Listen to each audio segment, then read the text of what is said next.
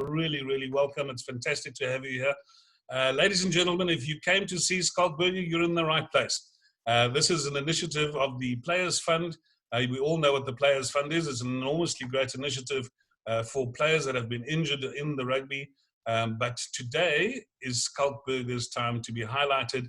He has kindly agreed to raise funds to be interviewed, and he's going to be interviewed by the historian, Dr. Dean Allen. If I can just say a few words about Dean. Dean is, as I said, a doctor of history. He qualified, of all places, with his English accent in Stellenbosch. He is a passionate South African. He's mad about sport, and I think he's more excited than a 10-year-old boy to have the opportunity to interview a legend that is Schalk. Ladies and gentlemen, Dr. Dean Allen.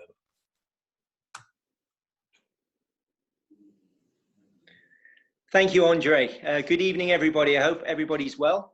Yeah, Andre, you're right. I am so excited about tonight. When I first arrived in South Africa in the mid-1990s, I soon understood the passion that this country has for rugby, and there's no bigger name in South African rugby than Schalk. So I'm really looking forward to tonight. Welcome, everybody. Hope some of you are joining us from last week, because this is an incredible initiative that's been set up by the Players Fund. And I'm so proud to be part of that.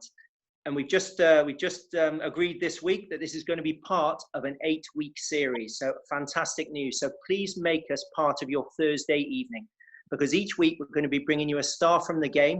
And it's my privilege and honor to be able to interview those people. So it is a dream come true for me, because you can hear from my accent. I wasn't born in South Africa. I'm a West Countryman. For those Saracens people in the room, yes, a strong West Country region, of course, in rugby back in England. But I fell in love with South Africa back in the mid-90s, and I went to Stellenbosch University, which was quite unusual. And Schalk would appreciate that. It's unusual for an Engelsman to be at Stellenbosch University in any day. But when I was there, I understood, and I soon came to realize the passion that this country has for rugby. It really is no other. We know what happened last year, of course, in November, 2nd of November, 2019, the Springboks were crowned world champions again. And I'm afraid to say to my fellow Englishmen in the room, I was supporting the Springboks that day. I know the Queen won't be happy, but you see, I feel like I'm South African because I'm passionate about sport in this country. So thank you so much for joining us, because the most important thing tonight, not only are you supporting us, but you're supporting the Players Fund. And we'll talk more about that as we go on. So thank you for those who bought your ticket and donated. And then during the course of tonight, we're going to put up a link for those others to perhaps donate as well, because it's a fantastic fund. Next week, I'm delighted to say that we've got another big name, none other than Brian Habana. So Brian will be joining us this time next week. So I hope you can join us as well. And please do spread the word about these evenings. But I'm going to go no further than to show you a video of the man we're going to be joined with tonight. And here we go.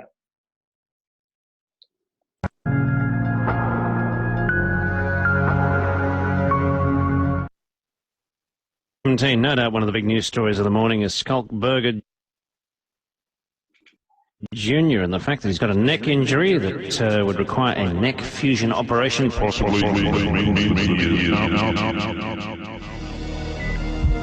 Gentlemen, we can rebuild him.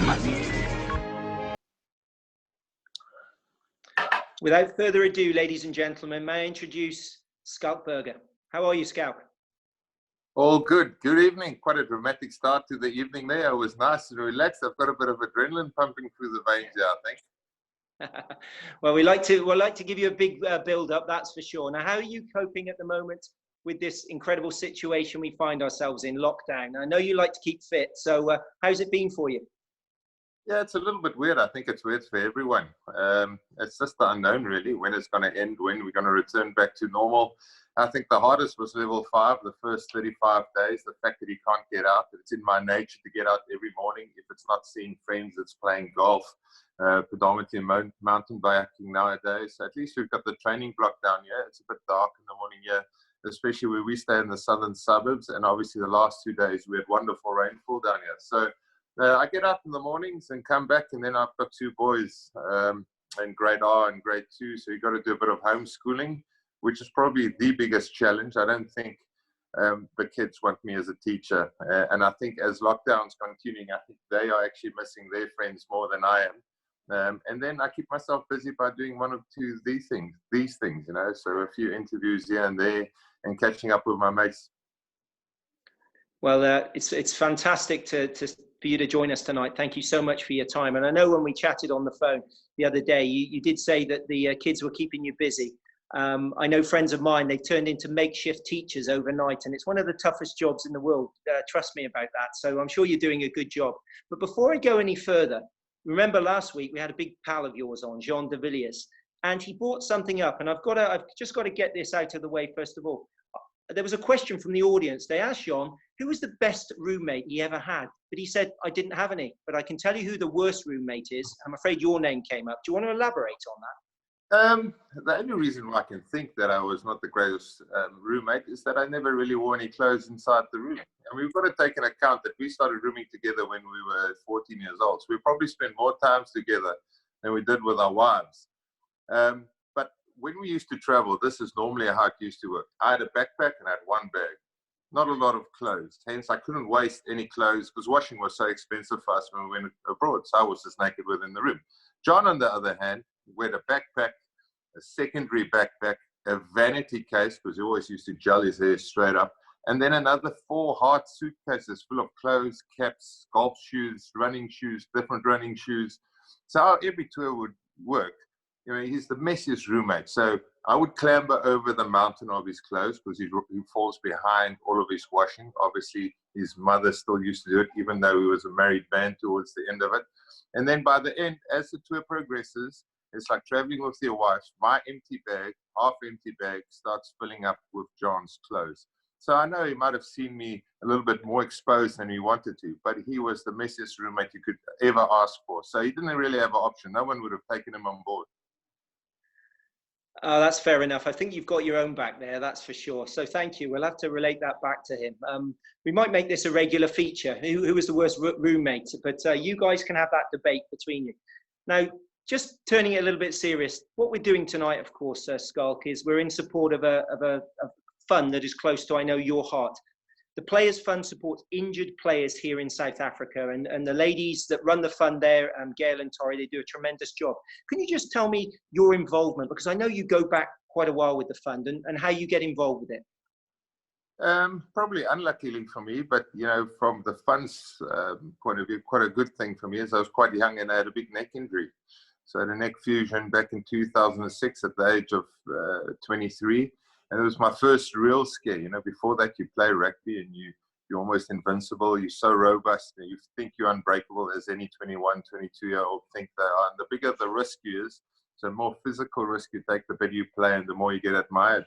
And unfortunately, I came unstuck against Scotland in 2006. So I had to have a neck fusion, level 5, 6. Obviously, scary operation. First big one I had as a professional. You know, I had some knee injuries at school. And then you just end up naturally, you know, getting drawn to the fund and working with them. You've always got a soft spot for it. So I don't think there's anyone better qualified for it than someone that's gone through a serious injury, because you just understand, you've got natural compassion for other guys who's going through the same. It's a dangerous game. We all love it, but unfortunately, with any contact sport, there's a big risk, and the fund is there to help those who's come unstuck. No, thank you. No, they do a tremendous job. And a big shout out to the guys in the audience tonight, because I know we've got some recipients of the fund's efforts, which is fantastic. So thanks, guys, as well for your support of what we're doing tonight. More of that later. What I want to do now is take you back to your early days. I mean, you're still a young man, so you'll be able to remember this, I'm sure. But remember last week, another comparison with that Jean de Villiers is you went to the same school, the proud scholars at Paul Gym, of course. Now, I made a big faux pas last week. I don't know if you heard about it, but I didn't get off on the right footing with Jean, because I said he went to the other place, Boys High. But I know that, yeah, that was serious, wasn't it? Let's face it. But can you just tell us about your early career at Paul Gym and how it gave you some grounding in the game? I'm surprised you're interviewing me, Dean. I mean, normally that is a straight get out of here, especially when you're down Paul. You never get the two schools wrong. But yeah, I mean, obviously Paul Gym is a phenomenal school. So is Paul Boys High. So is all the schools in the Western Cape. and through South Africa. So it's such a competitive environment because there's just so many talented sportsmen. So I played rugby and cricket. I think most of the kids that go there, that's the two you want to do. Everyone wants to play either for the Proteas as a cricketer, or they want to play for rugby, especially in the place where we grew up. So, you just improve markedly from primary school to high school just because of the sheer numbers and the quality of people you're playing against. Being in the cricket nets, me and one of my good friends, a guy called Jan Duplessis, we started playing for the first team when we were 14 years old, so standard 6. And immediately there's just a lot asked of you, and not only from a skill set point of view, but on a mental point of view. And I often say my approach to rugby later on was very, very much based on how did you prepare for a cricket game. You've got to get yourself in order to be a decent batsman, and the team aspect comes later. And I suppose that, for me, was a massive advantage going into rugby, where you made sure that you're okay, and then you start playing with the team. And it freed up a bit of extra mental space for you to actually then go and play rugby, but also be able to sort of, what's happening in the game, because you already, sorted yourself out before. You weren't playing and trying to sort out what's the game plan, where you're going. But Paul Jim was unbelievable, and I think that stands out is the facilities. We've got great facilities. Also, we've got the biggest inter-schools in the world. So as a schoolboy, you're playing in front of 20,000 people. That's probably the only time I was nervous for a rugby game, because you've got one shot on it. You can't replay into schools, and unfortunately, in our year we came unstuck, so we lost against Boys.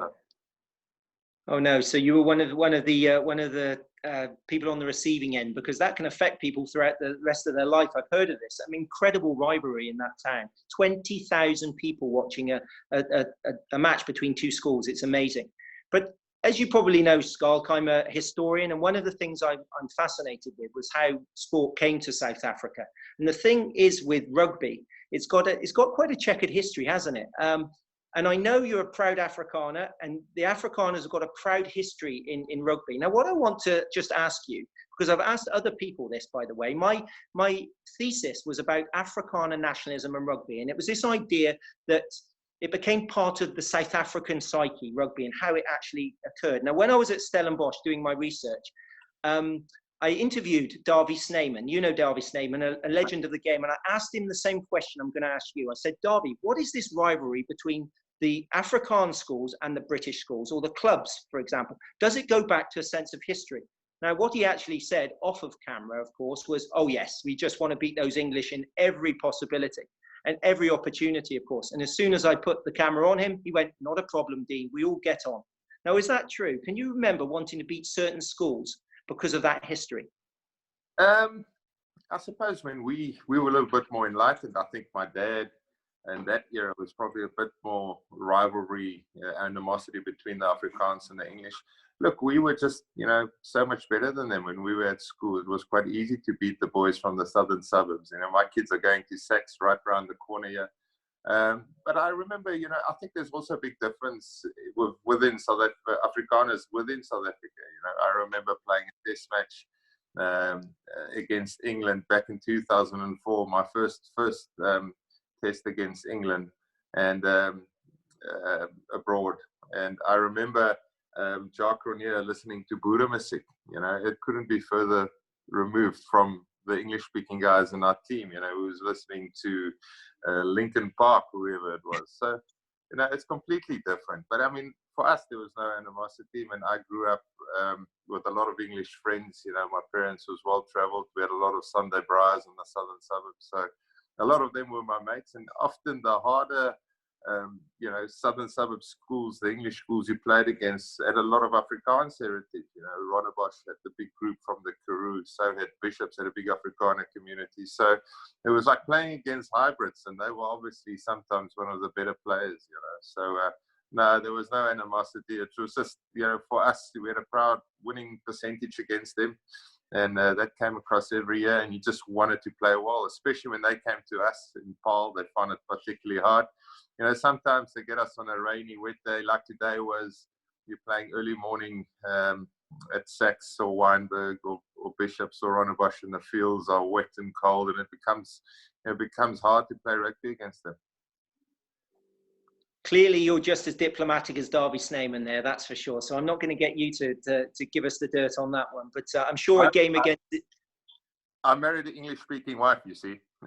Say no more. Say no more. That's answered the question for me. Very diplomatic. Now, I just want to put a picture up. Terry, can we just put the first picture up? I want you to talk about the influence of this man on your career and obviously your life. Your dad, if people don't know, played for the Boks. He had 6 caps. Terry, that one. That's what we're after. Thank you. Now, can you tell me about your father and your relationship with your father growing up in terms of inspiring you to be a rugby player? Yeah, well, I suppose like when you're younger, you just want to play sport, don't you? You want to be with your mates, and actually, that's pretty much what it's about. And like you need someone to facilitate that, And luckily for us, we grew up on a place with a lot of space, and the old man was always there to throw throwdowns. Predominantly for me, it was about cricket. I never really played social rugby when I was younger. I'd pick up a cricket bat and want a bat, or go on a bike and ride bike, or play tennis, or play golf. So yeah, it's nice to have someone that has got the same passions for you as sport. Now, obviously, as you get older, you understand. Okay, your dad was a Springbok, and that maybe in certain circumstances can put a bit of pressure on you. But luckily for me, I think I have the right personality about it. I'm pretty laid back and pretty oblivious to what other people are saying or thinking, and I just cracked on with it. Obviously, as you get older and the game becomes a bit more technical, and you're progressing to a level where you're playing provincial rugby or club rugby, it's nice to have a sounding board, because you see certain things. And although the game we played, especially towards the end of my career, is quite different visual aspects to what they play. The product's completely different. It's got different challenges. The basics of the game still hold true, and the feeling you get when you're playing. So it was nice to bounce ideas off him. Obviously, it's quite nice that he played for the Springboks, and I was able to play, a few more test matches in a few more years than the old man did, so I could one over him. But yeah, it's nice to be a second generation Springbok, and there's quite a few of us, who did that. Think of Ruan Pienaar, Andrew Specker. It's amazing that, all of us can follow in the old man's footsteps. John's dad played for Western Province as a lock in the 70s. So there's a lot of us, and it must be something in the gene pool, I know rugby is sort of meant for Afrikaners and South Africans to play. It's something we like. We're naturally gifted for it. We've got a skill set that suits it. And I think every time the Springboks win a World Cup, we actually show the world what a powerhouse we are of world rugby. No, it's a lovely story, of course. I mean, I couldn't imagine, having a father you could go to for that kind of experience, having played for the country. Now, that's where I want to take us now. Is to your debut, your Springbok debut. I believe 2003, the World Cup. What was it like when you were picked for your country and actually experiencing it at such a high level in such an atmosphere? Can you remember it? I remember it very well. I mean, it was weird circumstances. So obviously, your dream as a schoolboy is to play. Well, for me, it was either Proteas or the Boks, and now you get the opportunity to play for the Boks. I got selected sort of out of obscurity in 2003 through Rudolf Strauly, but then unfortunately went through Kamstaldraad, and the whole atmosphere and how we went about the team was just broken. The spirit of the team was broken. So I made my debut. Obviously, a proud moment, and I wanted to do the best I can. And obviously, you're kind of nervous before. I was on the bench. I was meant to come on just after halftime. I think Hendro Schalk got a yellow card, so I was held back. So you're just trumping it, but you want to get on. We were playing Georgia at the SFS, the Sydney Football Stadium. My mom and dad was across. I remember in the week I snuck out for a bit of red wine and a steak, and they rented an apartment in Manly. And up the hotel, we stayed in the Manly Bay Hotel. I turned left and walking around the promenade. It's beautiful. I'm chilling. And I feel like something's off, someone's following me. And then I walk, I sort of fake that I'm on my phone. I turn around briefly, quickly, and I saw the team bodyguard, a guy called Adrian Haynes. We dubbed him 000. And he was sort of sneaking on me. I was like, where are you going? I'm like, listen, I didn't mention red wine. I was trying to get my debut. I said, no, I'm going for a steak.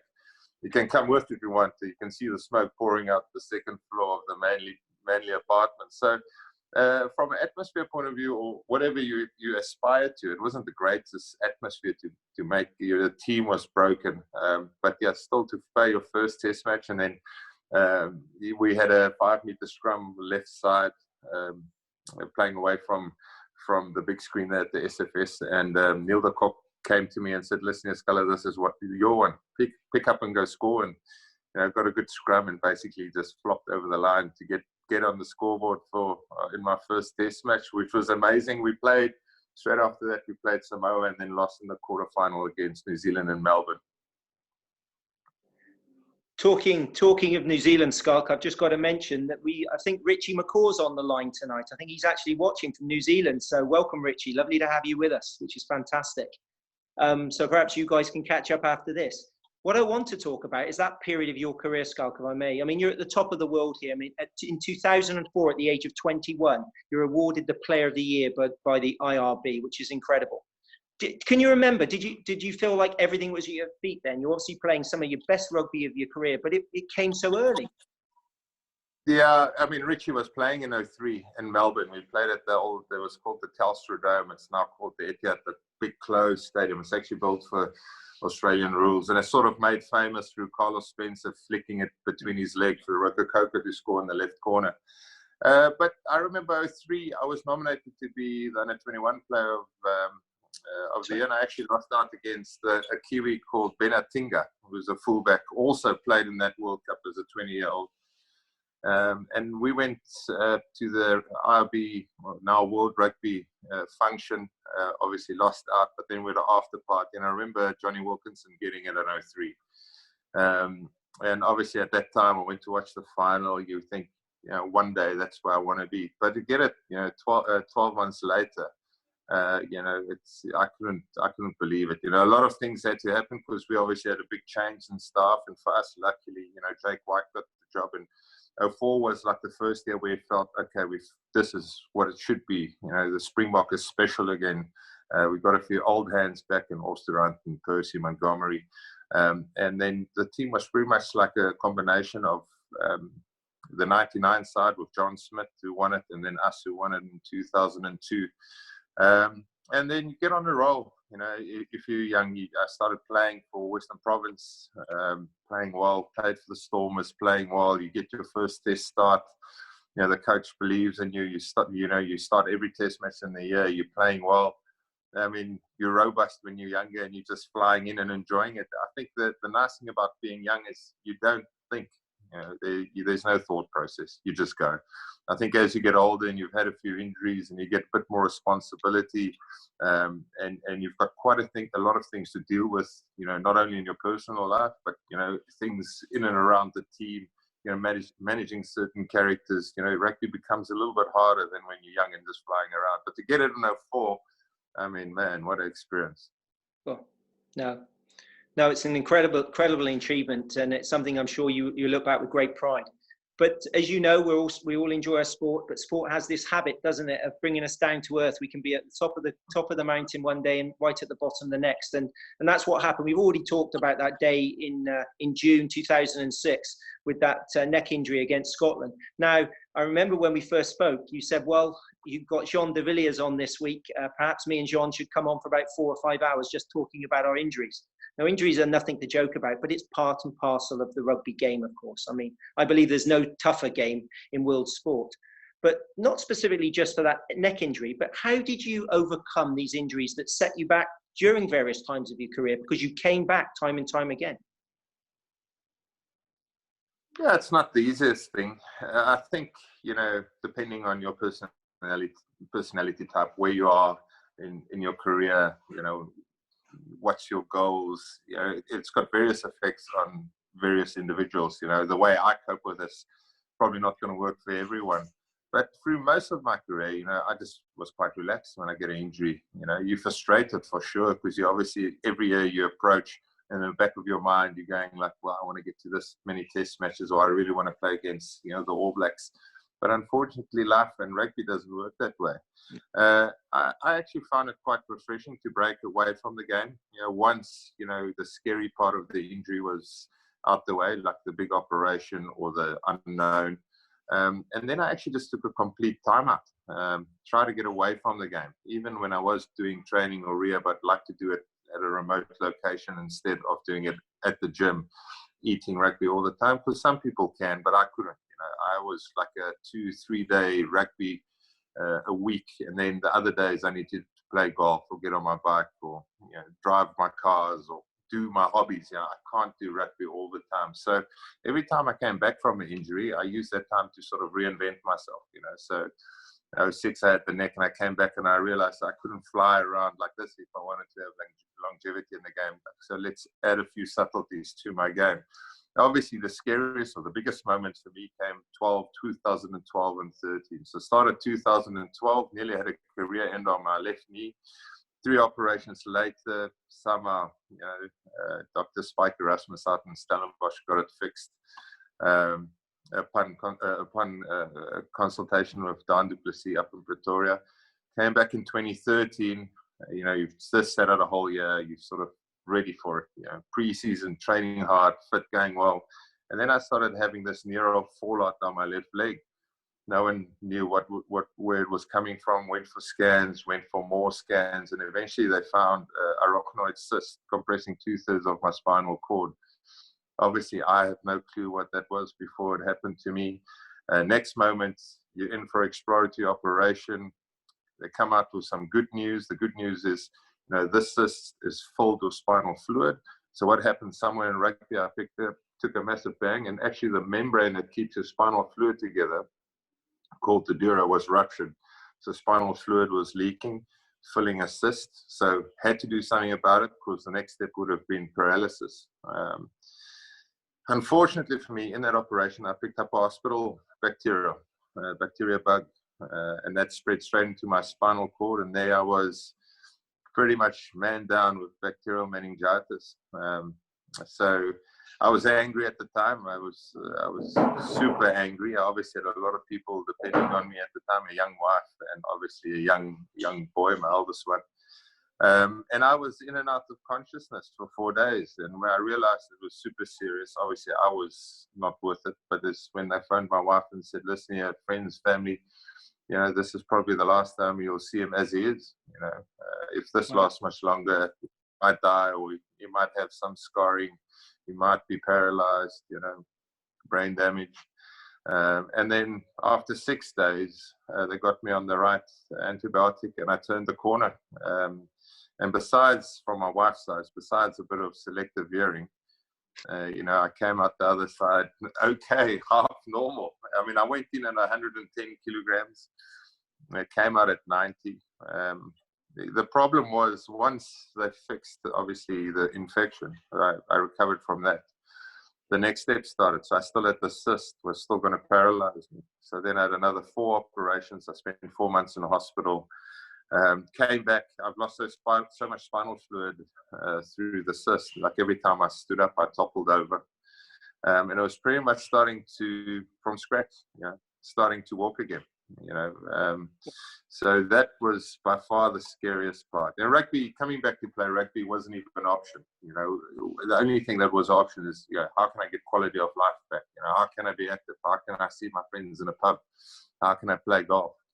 And I went back to Western Province. As I mentioned, I like to get away from it. And I started doing, doing some running up the mountain. Start running here, and then next moment, my wife would find me coming down the cable cart in Table Mountain. So I did some crazy stuff just to find some new normal, like we're all on current crisis. And eventually they were like, okay, can I play rugby? And that's how it came about. The neurosurgeon said, yeah, you can try and play rugby. You're never going to be Schalk Burger. And that was sort of the trigger, because, I'm relaxed, but under the relaxed facade, there's a fierce competitor. And ended up coming back. Well, that's an incredible story, Schalk. And I think that's why you're held in such high esteem around the world, in the rugby world, because obviously coming back from those challenges. But the way you talk about the game is refreshing. It's not everything, is it? You've clearly got a balance in your life. And I think that probably helped you in the recovery there. for me, as I said, that's the biggest challenge. And something like today that we're all going through, of course, we look at what's important in life. And I think the things that you mentioned, family, health, of course, come before anything. But let's just go back to the rugby, because that's what we're here for. And I've got to mention 2007, because this was your time. Now, last week we were talking about with Jean de Villiers about being part of World Cups. But for you in 2007, you had that magnificent moment where you were part of a winning squad. I mean, what was different about that year? Look, we were a good side. So 4, we won the Tri Nations. 2005, we should have won. We lost against the All Blacks in Dunedin. Kevin Milami scored a try in the 79th minute or 78th minute. 06, we had a wobble. And I think, if it wasn't for that wobble in 06, we probably wouldn't have been so strong in 07. Because I think, unfortunately, for certain players, the World Cup was just a step too far, and we had a bit of a change. A few new guys came through. And then 07, it was just Jake was meticulous in his planning. We had a good side. Yes, we didn't, play the best, but we had good preparation, and everyone within the squad knew exactly where they were at. We had almost like the 95 team had a green and a gold side, and everyone knew that Tonga was the game everyone else is going to play. And we really wanted to, at the World Cup, make a statement in the pool stages. And that came against England. And we beat them 36-0. And that's really, I think, filled us all with belief that, we're in a good frame of mind here to go all the way. Look, the draw, sort of maybe worked into our favour. But there's still some tricky opposition. Argentina was quite tricky.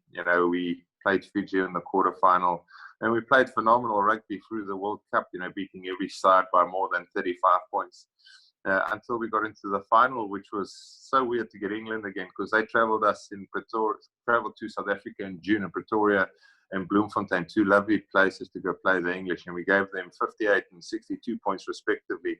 36-0 in the first pool game, and then you get them in the final. So we were a little bit nervous in the final and played quite cagey, but got there in the end, won a World Cup. I've actually got the jersey here if you guys would like to see it. Oh, please. You asked me to bring a special one out, and I don't think I hope you guys can see. Well, that's the one of it. And yeah, it's actually not the original, but I did play a few minutes in this. You get 2 jerseys every time we play for the Box. The first one got ripped off midway through the second half, so I had to replace it. So I played a few minutes, and the other one had to go in the bin. So I don't have 2. I'm sure that other one would be worth something as well, especially with your blood on it, I'm sure. But listen, we can't talk about a World Cup win without talking about what happened last year, of course. I mean, I believe that was as important as 95, when South Africa needed something, didn't we? And the Springboks delivered just when we were all waiting for something. And of course, ironically, it was against England again in the final. But I wanted to just show you this picture, which I'm sure you've seen a few times. And I just wanted to explain a couple of things. Terry, could we just put this next picture up, please? For the next one, if you may. Right, I'm looking at the picture on the left here, Schalk. First of all, I want to know why you've got a hairstyle like Boris Johnson in that picture. But more importantly, who is that young man looking for your signature in the picture? And explain a little bit about him. I can't explain the hairstyle, surely. I mean, it's quite nice to have hair. I mean, obviously now she's gone. She's completely gone. But that's actually in Port Elizabeth, and that's Siya Kolisi. So I remember the training very well. So there was at Port Elizabeth, and we always used to go to grade PE for a day, and then we'll do one in a township. And there was obviously, because there's not a lot of test matches that go to Port Elizabeth, we were still playing at the old Boet Erasmus at those days. And there's this massive, signing session afterwards. And I was always one to try and stay till the last. That photo came up many years later, and Siya Kolisi came to me in the changing room and it's like, Schalk, this is me. And I was like, I can't believe that. Yeah. So he obviously came to Cape Town when he started. I think he joined in 2010, came down from Port Elizabeth, came to Cape Town, and then just naturally, because we're in the same position or loose forwards, we ended up spending a lot of time together. Look, I mean, he was good enough. He was always going to play for the Springboks. But I think, in the finer things of life, or some finer nuances of the game, I spent a lot of time working with Siya, because so often in those days, you'll sit on the bench behind myself Dwayne Vermeulen and Francois Lowe. We were sort of the incumbent for quite a few years, and Sia will be the super sub coming off the bench. And I mean, immensely proud. You know, it's not often you see photos like that going around. But I played most of my latter part of the career with Sia in the same loose trio, so it was phenomenal to see his development. And then obviously the World Cup. I mean, where do you start? You know, the whole World Cup, the box had us so nervous. I mean, I couldn't watch the quarterfinal or the semi-final. I was in studio. I was so nervous. And then you go to the final, and you're obviously doing some punditry. And while you're doing punditry, you realize if the Boks lose today, you've got to break this news to the whole of South Africa, all 40 million people watching, let alone the 60-odd million living in it. I had good feelings about the final because it just suited us. You know, we play so much differently to the other teams that had to win. You know, if you think Australia, New Zealand, Argentina all play exactly the same style, and England looks so good against them. The extra day they had, I think, worked against them because Eddie Jones should have maximized those 24 hours instead of relaxing. He wanted to change a few things, so they were overcoached in the final. There's so much pressure. We couldn't do anything. We couldn't change, although we had to change our mindset because I think we realized if we were going to play within ourselves like we did in the semi-final against Wales, we're going to die wondering. And you don't want to die wondering any final. And the English played in our hands. The mentality, I've been in many Springbok sides where they say not a single Springbok will make a World Cup final team. You know, the English pack's going to dominate. And all those things, you know, they just, you know, we often have a little corner where you put some of the stuff up, and every now and then in our days we'll just see Bucky Sporter shaking his head. Never mention it, but look at the article, you know, Matt Dawson saying a few things, you know, that would have inspired a lot of that Springboks. But like they were so cagey in the World Cup, and to come on a final, look, England played into our hands. You know, if I was England, I would kick it 45 times, wrestle the result and win the World Cup. But they actually came and they wanted to prove that they were the best side in the world. And by playing, engaging South Africans forward pack, they were in massive trouble. They gave us targets to hit. They were playing in behind themselves. And as soon as you engage the Springbok pack and they up for it like that, you're in trouble. You know, they just didn't play clever enough. And then obviously, I mean, I've never seen a side so brutally physical. I mean, there was one chance for the English side to get back into it, and I've got a lot of English mates. They played with them for Saracens, and they gave everything from minute 28 to minute 32. That big defensive block we had where they were 2 meters away and then ended up 35 meters away. And they just were, that was the signing off of the game. They said mentally that cracked them because they gave it everything they wanted. You know, Billy Vunipola, Mario Tojo, Jamie George, the big ball carriers was just coming around the corner, Mako, and they just got repelled. And then that sort of set the tone for the Boks. But what a game to watch. And then obviously afterwards, it was a celebration for the whole of South Africa. Oh, it was amazing. I told the audience last week that as an Englishman, I was the only Springbok supporter in a pub surrounded by Englishmen. So you can imagine when that first try went in, it certainly made my life a lot easier. But I remember that defensive play. It was incredible. And as you said, something like that doesn't have to be a try. It can be a defensive period of play that actually would demoralize the opposition. And you could almost see that, the shift. Now, Terry, if I could ask you to just open up questions for the audience, please, because we're going to start asking a few questions, if you don't mind, Schalk. People can type in their question. I'm just going to, because I'm a teacher, so I'm going to make sure you're on your toes here tonight. I'm going to ask you a couple of quick fire questions here about your club career. Okay. Last week, not to put you under pressure, Jean de Villiers was an A+ student. He got everything right. In fact, he answered before I even asked the question.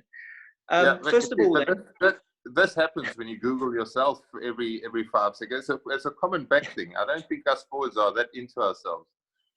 Again, I'll point that out to him when I speak to him next. Right, let's see if you can do this then.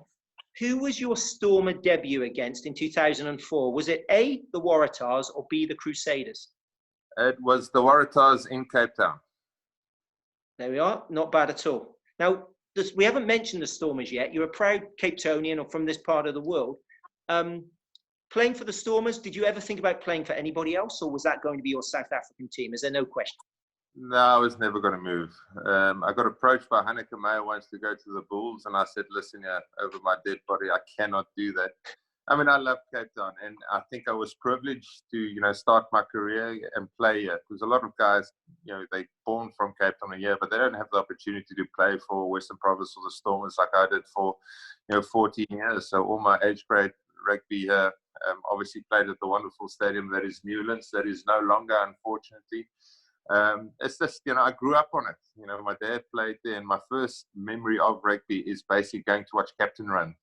And back then, they still had the big aluminium tub, and Donnie Gerber would come off, and Tian Strauss would run off, and you'd fill a few cups, and then they chuck the cups back at you, and they still had like freshly squeezed oranges and stuff. And then the sound, and the Saturday we had the most amazing scholar seats, like right in front, between the main stand, almost where the bench would sit now. And then it was the smell of rugby, the grass, and the deep heat, and then the sound, tackles. And we were always thinking, how big are these guys? Look at that. How can you do it? Never to know, like a few years later, you would be the one doing the same. Yeah. You speak with the same level of passion that John did about Newlands. Certainly, it's a ground that will never be replaced. Now we're looking at the possibility of actually not giving it the send-off because we're moving to Cape Town Stadium, as you said. But you did experience a move, and later on in your career, and I want to talk about that now because you ventured quite far. I mean, we're talking about your time in Japan now, but I'm not going to be talking about your playing career. You signed for Suntory Sungoliath in 2014, of course. But famously, I was doing some research for today's interview, and I want to ask you this question. Which meal in Japan did you struggle with most? Was it dinner or breakfast? Breakfast. There's no such thing as breakfast. It's just another meal. So you wake up before a game, and all I want to have is some eggs, some toast, a bit of porridge, a cup of coffee, a nice cup of coffee, and they just crack on with a normal meal. So it's fish, and it's broths, and it's rice, and it's noodles, and it's quite hard for us as South Africans not to have a big, healthy Buddha breakfast before you go play a rugby game. So that was the hardest to find. We find ourselves doing silly things. Like me and Farida Priya was in the same club, and we wake up at 7, travel 40 minutes, eat in one direction to have a breakfast, and 40 minutes back just to make it in time for the team talks. But we had to have our breakfast, of course. Well, nice to hear. Like a typical South African, you immersed yourself in the local culture. That's nice to hear. What I want to move on to your English experience. We've got a lot of Saracens fans in the room tonight, and thank you, Saracens family, for your support of tonight's event. I really do appreciate it, and you're held with high esteem there. There's no doubt. But can you remember where you actually made your Saracens debut in 2016? It was against Worcester. Can you remember the ground? Oh yeah. I've actually got real good memories at this ground. It's Twickenham. That game, unfortunately, is no longer. Hello to all the Saracens fans. We used to have. It was opening day. It was like Derby day. So there's back-to-back or opening double header. It was back-to-back games, and we played the early slot. We played actually against another. Alan Solomon's coached Worcester, and Wynand Willefeer was playing. Jan Hendrik van Velze was playing, quite a few South Africans. So that was my first game. It was a beautiful afternoon. And we come to beat Worcester, unfortunately. Quite a place to make your debut as well, of course. But the Saracens guys have been really supportive of us. So hopefully you'll all join us next week and spread the word. Now I'm going to pass over to Andre now for 1 or 2 questions because I can see them coming through now. So Andre, could you direct a few questions to Schalk for me, please? Absolutely. But before I direct the questions, one of the things we've got a quick poll. If you haven't seen one on Zoom yet, Terry, if you could just bring it up, and it will allow us to rate the quality of the conversation tonight. So if you say, where did you hear about this event? And it's got a couple of choices. Just click on it with your mouse. Did you enjoy the event? Hell yes, or not my thing. Would you like an invite to future events? Yes, please, or no, thanks. But I can't go any further without allowing Jean de Villiers the right to reply. I mean, really, I think the way that Jean carried on about you being his best friend and his best mate and everything like that, and he made this one comment. Jean, are you there? Do you want to unmute yourself and maybe just come into this conversation? Because I think you were really beaten down there a bit.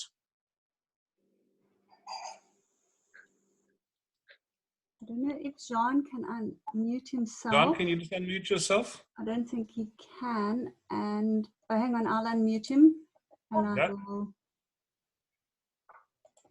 Because he loved you, eh? He said how much he loved you and how you were his best friend. I was Ron, just listening.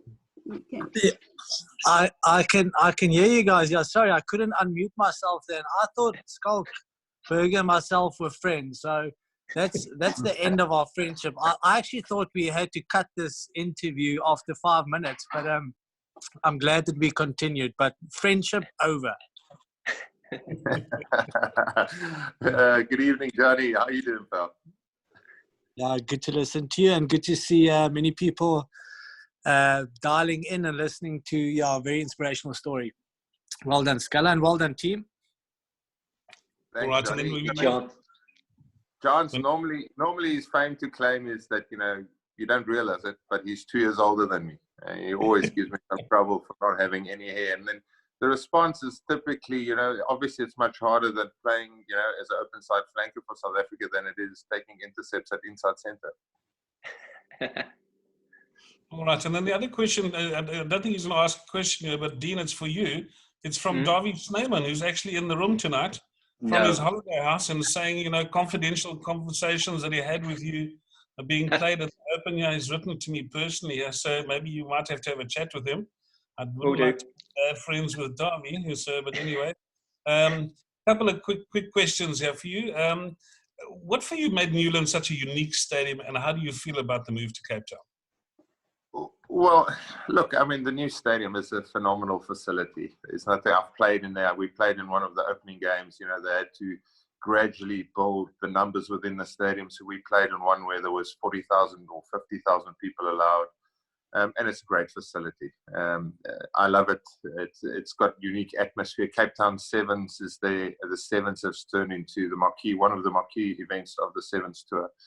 So there's nothing wrong with the new facility. The problem is just in life, you know, there's heritage, there's history. Your father's played. You sat in the same, you know, changing room number you've been.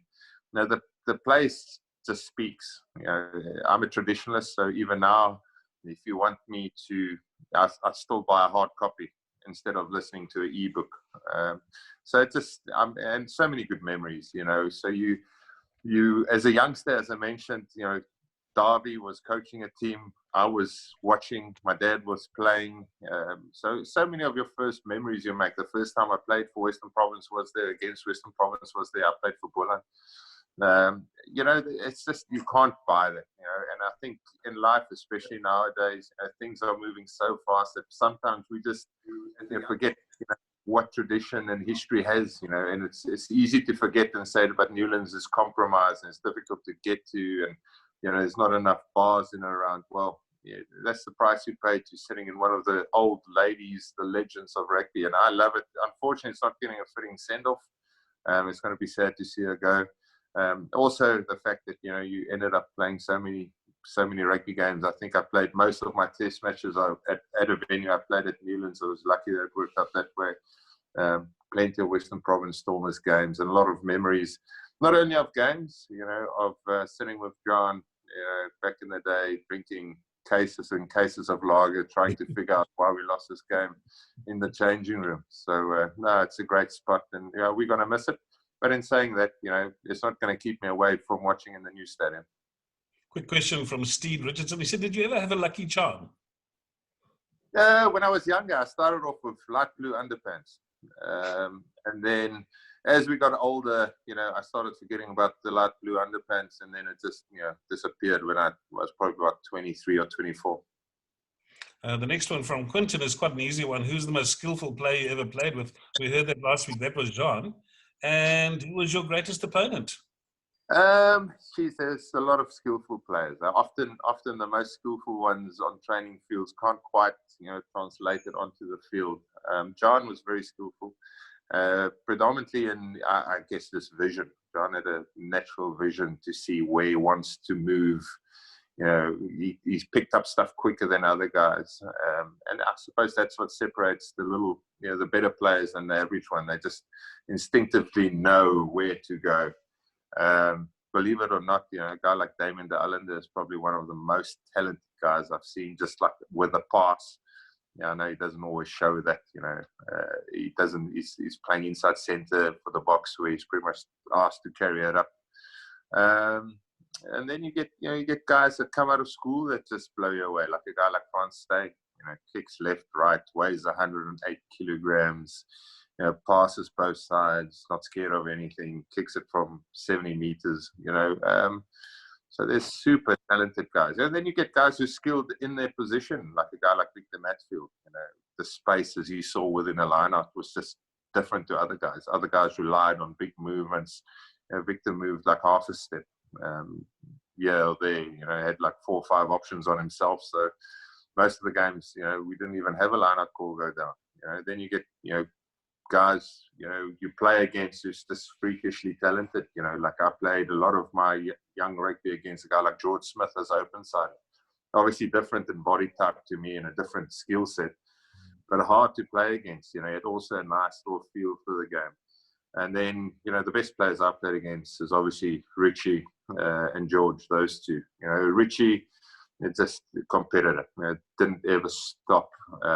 Just grinded it out every single time we played against each other. Yes, I might have had a few strengths that he didn't have, and he had a lot more than I didn't have. And then what frustrated you the most when you played against him, he never lost the game. He played 150 test matches and won 135, and his record with the Crusaders is pretty much the same. So, those guys, it's great to cut your teeth against, because you end up doing 1 or 2 good things, and while you've done your 1 or 2 good things, they've done 4 or 5 or 6 good things. So it was a good target for me to chase. So obviously a couple of your friends online here, but they're keeping anonymous. So iPhone asked, Skull, my old friend, how many beers did you drink that night you won the World Cup in 2007? I think it was at 48. I just didn't stop. Obviously you don't really count when you drink beers, unless now in lockdown, where you sort of ration yourself to see the end of lockdown. That's the only time you sort of go, I can only have 2 or 3 today, because otherwise I'm going to run dry within a week. But I can tell you, I walked out, me, my brother, Dani Rousseau, and my wife now, girlfriend at the time, we walked out of we were the last, and Oosterrand. We walked out of the hotel, and we thought we might get breakfast. And then we had to go to a function in the afternoon. And we walked out there, and the guys were serving lunch. So we missed breakfast. So, we probably left the team room around about midday. Sure. What are 2 last questions? Gabriela Santos says, what is your golf handicap, and do you have any plans to turn pro? We've seen you play very good cricket. No chance to play pro. I play cricket nicely. Golf index, I think, is a 5. I haven't looked at it for 60 days, but I think it's a 5.1 or 5.3 golf index. And golf is 100% the social game. I love it. Santos, you want to have a game, yeah. It's the people are asking if you're going to write a book. A lot of people have asked me to do it. I guess no. I guess when you want to write the book, you want to tell everything the way it is. You want to be restrained in some way or shape or form. And also when you do write the book, I think some things, you've got to get out there that maybe you didn't want to. That's just the way I see it. I'm inherently quite a private bloke. In around my family and not being on social media, and I don't know if I was quite ready to write the book. Leave it to someone else. When you see me in a pub, please buy me a beer. I'll tell you some good stories. I'd rather do it that way than write the book. I think people are going to have to buy you a lot of beers in the pub, because there's still lots of questions, but we've run out of time. Maybe we can finish off with the very last question, but while we're finishing with the last question, to please remember that this is all in aid of the Players Fund. The details are there. And if you want to if you'd like to donate any money towards this would be fantastic. And maybe we can finish with one question. What's your fondest memories of your time at Saracens? Saracens was good. And everyone would probably say it's the 4 trophies I won when I was abroad. But it's not that. It's just new experience. Europe is phenomenal. Obviously, playing in Europe is a great challenge. And then the thing that stands out is the friends you've made. Not only rugby players, but, the people you met over there. I really loved it. It was easy to live in England. It was a good challenge to play in Europe and play, especially in the English winter in the Premiership. I loved every minute of it, except training in midwinter. But it's about the friends. I had an awesome time at Saracens. Schalk, as they say in America, we thank you for your service and thank you for an outstanding interview. I've really enjoyed it, and I'm sure everybody else as well. Over to Dr. Dean Allen. Thank you, Andre. Thank you, Schalk. They're interesting questions. I'm sure we could be here all night. Last week with Jean, we kept him up until midnight, I think, asking questions. So I promise I'll let you get back to your family soon now. What I wanted to just do is just add to everybody's admiration of yourself and what you've done in your career. I think my question is, as we wrap it up now, is what's next for you? I mean, by the way, I would guard against writing a book. Look what it's done to my hairline. I tell you, it's not easy. That Jean de Villiers is sitting there, and of course he's bragging about his wonderful hair. So anyway, we'll stick together on that one. But what's in the future for you? What do you think's the future? Are you going to be involved in rugby, do you think, long term? No, I mean, obviously I'm doing some punditry for SuperSport, or was when the game was still going, and I'm really loving it, you know, because you're still involved, you still get, you know, the passion of watching it, you know, trying to explain to people why players are doing certain stuff, and often it's not the players executing a plan that got given to them. So I really enjoy that. You stay in touch and you stay up to speed with the game, because the game moves forward so fast. I think if you just move out of it, you're going to lose touch. You know, there's always new trends coaches are trying to get to, or players are doing. So I've enjoyed that, and that's the main thing. Yeah, I've joined one of my friends, a guy called Zama Ziliga up in Joburg, in his property business. And then me and John de Villiers are starting a show. So we've got a show coming out, hopefully coming out on Friday morning, tomorrow morning. But yeah, so I've been trying to keep a little bit busy, but as we all know, we've got a lot more free time now than we would have had if, you know, this pandemic didn't happen. But in saying that, you know, we're still positive and still enjoying getting out in the morning and phoning all your friends. I just can't wait for the golf courses to open. No, for sure. And thank you guys for not actually scheduling your show for Thursday evening to clash with ours. So I appreciate that. So good luck with that venture. Now, of course, we've got to keep in line with tradition. The Passover now, we're going to pass the ball on to next week. So Brian Habana is going to be my guest. So have you got any inside information on Brian? And I promise you I won't pass it on. If you believe that, you believe anything. If Brian Habana doesn't get more numbers than me and John de Villiers, because we've been competing with The Bachelor. That's why my whole family is sitting. They're watching The Bachelor final. John was second last episode. I'm on the last episode. If Brian Habana doesn't get more numbers than us, and we've been competing with The Bachelor, because I know every one of my friends is secretly watching The Bachelor, he's in big trouble. There we go. Now I know why. So that's why Brian Habana actually turned us down for the first 2 weeks, because he's obviously very popular, but he understood that as well. So no, The Bachelor is it's a big thing here in South Africa. I think because we feel it's almost live, and we're starved of any live entertainment, of course, aren't we, at the moment? But I'm just gonna end up now by thanking you on behalf of everybody in the room tonight. I know we've got people around the world. I mean, to hear that we've got people coming in from New Zealand, and if Richie's there, thank you so much for your support, Richie, and Jean, thank you for your support again this week, and for the Saracens fans out there, of course, thank you so much. So the final word to you, please, Schalk. No, it's just a massive pleasure for listening to me. I mean, obviously the Players Fund, you guys doing a phenomenal job, and for us, you know, to spend a bit of time, you know, sharing stories, it's just refreshing and it's nice. And you know, if it can help a little bit, it goes a long, long way.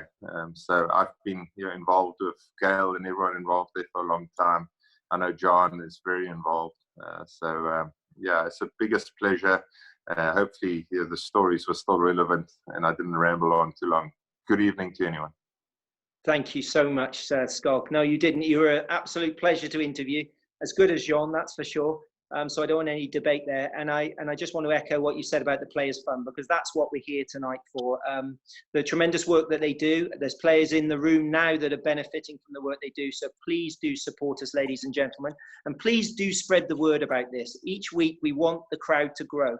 So next week we've got Brian Habana, as I said, and the week after, just to give you an indication, we've got none other than another great Springbok captain, John Smith. So we're going to bring you some great names over the coming weeks. And thank you so much for everybody in the rugby world for supporting us. And please do spread the word. So I'm going to say goodbye now from here in Wilderness on the Garden Route. Hello to everybody watching. And please take care at this time. And and Schalk, I just want to say we envy you those beers, my friend, because I ran out ages ago. So enjoy your 2 beers tonight and have a good evening. Dean, thank you very much. Goodbye, Dean, can we do the thank you wave with everyone? Will you show them? Please do. Please do. Show them, Dean, how to do it, or Andre? Andre, would you like to do that? Yes, if you could just focus on me for a second. Seeing as the world's becoming totally digital, we've got to learn how to do these things. So obviously we're not going to unswitch all the mics. There's over 150 of you at one stage. So how we say thank you, we say thank you to Schalk, and we do it like this. And what happens, the cameraman will pan across all the screens and say thank you. Schalk, absolutely amazing. Thank you very much for an outstanding presentation. Good night.